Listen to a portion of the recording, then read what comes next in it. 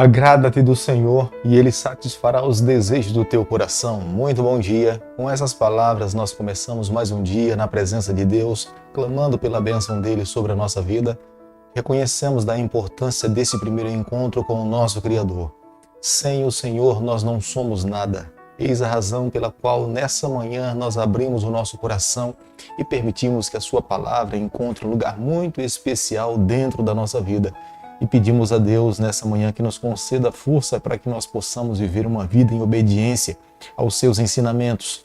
Quero deixar com você nessa manhã também uma parte da palavra de Deus do livro de Salmo, capítulo 119, verso 1, onde a Bíblia diz o seguinte: Bem-aventurados e irrepreensíveis no seu caminho, que andam na lei do Senhor. Salmo 119, o verso 1.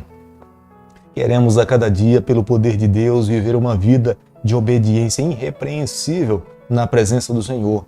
Andar seguindo os seus ensinamentos em toda a nossa trajetória. Somente uma vida de comunhão com Deus ligada ao Senhor é possível alcançar todos esses objetivos. A cada manhã nesse canal nós deixamos uma impressão de um capítulo da palavra do Senhor. E nessa manhã eu quero convidar você a ter nas mãos a palavra de Deus no livro de 1 Crônicas, capítulo 23, o verso 1. Sendo, pois, Davi já velho e farto de dias, constituiu a seu filho Salomão rei sobre Israel. Davi estava vivendo os últimos momentos da sua vida, mas ele estava consciente do que estava acontecendo. Ele não vivia de uma forma aleatória, mas Davi deixa um legado para as gerações futuras que ele entendia que era o melhor presente que ele poderia deixar para os seus netos, para os seus filhos e para todos os israelitas. Davi estava deixando todos os preparativos para que o seu filho Salomão pudesse construir o santo templo do Senhor. Ele sabia que uma vida fiel ao lado do Senhor era inegociável em qualquer geração. Por isso que ele se preocupa em separar os levitas para que fossem os responsáveis para trabalhar para Deus. É ele mesmo que tem a responsabilidade com o seu dom de preparar aqueles que seriam responsáveis para louvar o nome do Senhor dentro do santuário. Davi sabia que para Deus sempre teria que ser o melhor. É por isso que ele importa madeiras vindo de Tiro e de outros países, todos os materiais que seriam utilizados na construção do templo, já prontos para que Salomão pudesse apenas desempenhar a função de construir, abençoar e clamar pela presença de Deus dentro do santuário. Davi conhecia de perto a santidade desse Deus, portanto ele não poderia oferecer nada que de fato não pudesse dignificar, santificar o nome do Senhor que estaria dentro daquele santuário. Quando Davi faz os seus preparativos para fazer a transição do seu reinado para Salomão, Davi estava com aproximadamente 70 anos de idade. Quando ele começou a reinar, começou com 40 anos, portanto, ele já tinha em torno de 30 anos governando o povo de Deus.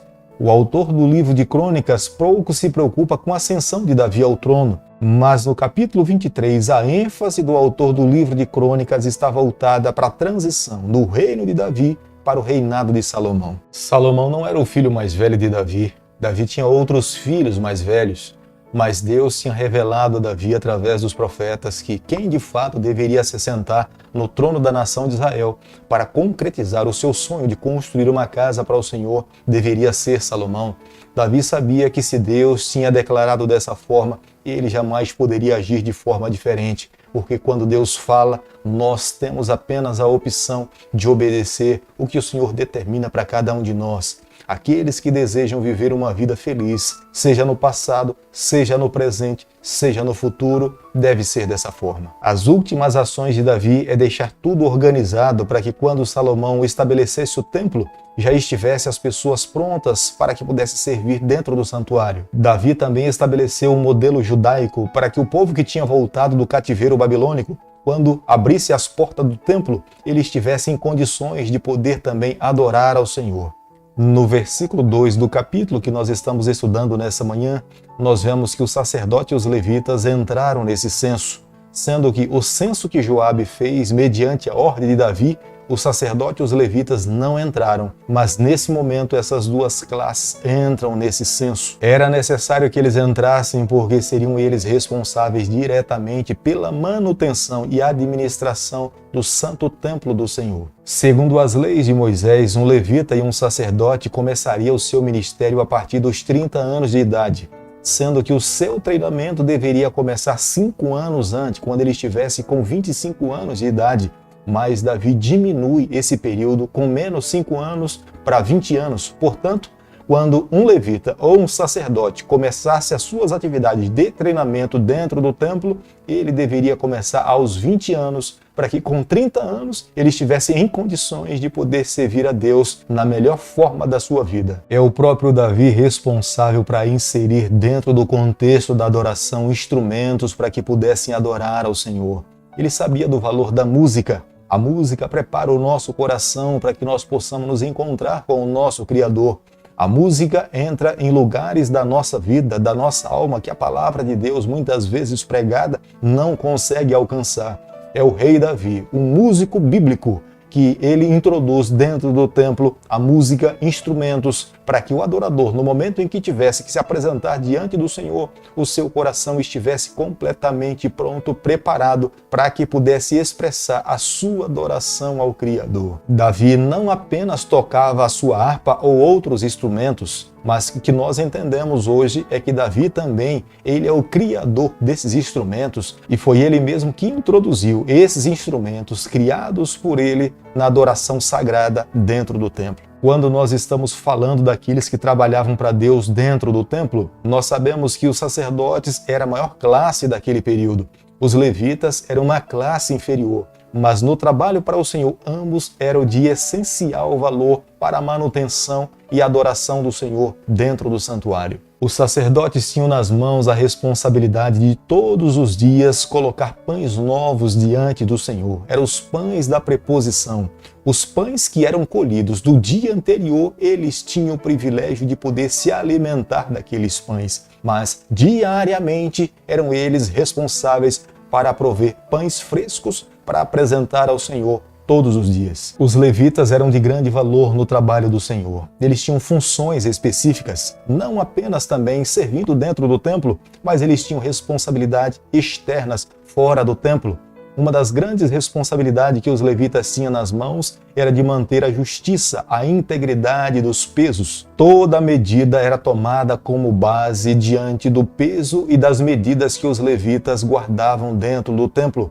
Portanto, essas medidas eram usadas com o intuito de banir toda fraude, toda injustiça, toda desordem que pudesse em algum momento ser inserida dentro da sociedade. A honestidade está inserida dentro do contexto da adoração de uma forma inseparável. 1 Crônicas, capítulo 23, o verso 32, a Bíblia diz o seguinte: E para que tivesse a seu cargo a tenda da congregação e ao santuário e atendesse aos filhos de Arão e seus irmãos, no ministério da casa do Senhor.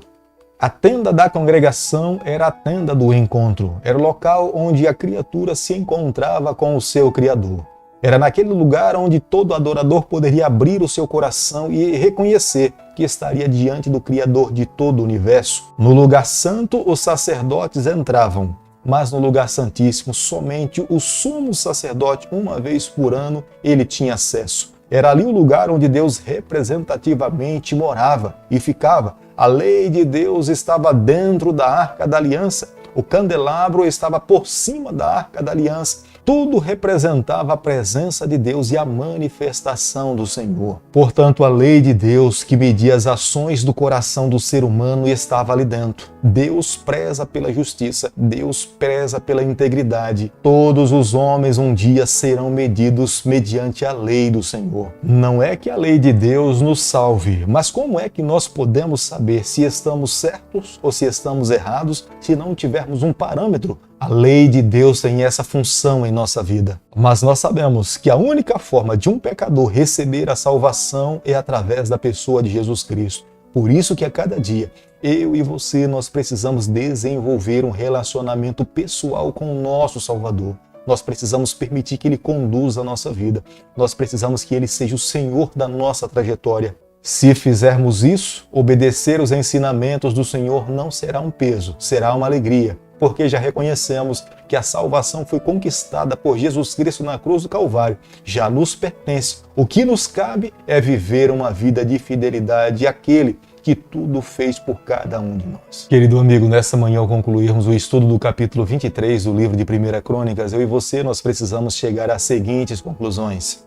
A primeira delas: Deus queria que o seu santuário fosse o lugar de adoração para todos os povos. Deus não queria apenas que a nação judaica se voltasse para o santuário para adorar ao Senhor, mas Deus queria que ali fosse a tenda do encontro para todas as nações. Todos os povos que estivessem ao redor da nação de Israel deveriam entender que entre o povo de Deus, dos judeus, havia um Deus soberano, criador de todas as coisas. Portanto, todos os povos, todas as nações deveriam reconhecer e adorar o nome do Deus de Abraão, do Deus de Isaac. O modelo de Deus criado para os israelitas era um modelo familiar, patriarcal. O pai era responsável de educar os seus filhos. O pai tinha uma função específica de apresentar a Deus para a sua família. Ele representava a Deus diante dos seus familiares. Portanto, a sua vida pela manhã, no decorrer do dia, deveria ser como um sacerdote, abençoar os seus filhos, os seus familiares e ser um modelo vivo para instruir os seus familiares, para conduzir os seus familiares nos caminhos do Senhor. Não é diferente nos dias em que nós estamos vivendo. Deus espera que pai e mãe exerçam as suas funções de sacerdotes dentro do lar. Somos nós que somos responsáveis de levar os nossos filhos a entender o caminho da salvação e, acima de tudo, viver as verdades que estão contidas na palavra do Senhor. A liderança espiritual estabelecida por Deus na sua palavra é coisa séria, é vida ou morte. Nós não podemos entender de outra forma. Aqueles que lideram nos dias de hoje precisam compreender que a nossa influência irá determinar o futuro de muitas pessoas. Ou elas estarão na eternidade, ou elas estarão destruídas para todo sempre. Portanto, cabe a cada um de nós usarmos a nossa influência para salvarmos pessoas. Por isso que, amigo, a cada manhã nós somos convidados a sermos verdadeiros adoradores. Nós precisamos abrir o nosso coração, reconhecendo a nossa pequenez, reconhecendo as nossas falhas, as nossas debilidades. Nós precisamos ser cobertos pelo manto de justiça do nosso Salvador Jesus Cristo. Nós não podemos apenas um dia no decorrer da semana fazer essa busca, mas nós precisamos diariamente nos humilharmos diante de Deus, renunciarmos à nossa vontade, abrirmos o nosso coração e permitirmos que o Senhor conduza a nossa vida. Querido Pai, nas Suas mãos nessa manhã nós nos colocamos, confessamos as nossas falhas, nós queremos ser líderes conforme o Teu coração. Fica conosco nesse dia, nos toma nas Tuas mãos, nós oramos, nós pedimos e o fazemos em nome de Jesus. Que o Senhor te abençoe e te guarde, que Ele faça resplandecer o Teu rosto sobre você, que Ele tenha misericórdia de você e sobre você nessa manhã Ele levante o seu rosto e conceda a sua paz em nome de Jesus. Amém.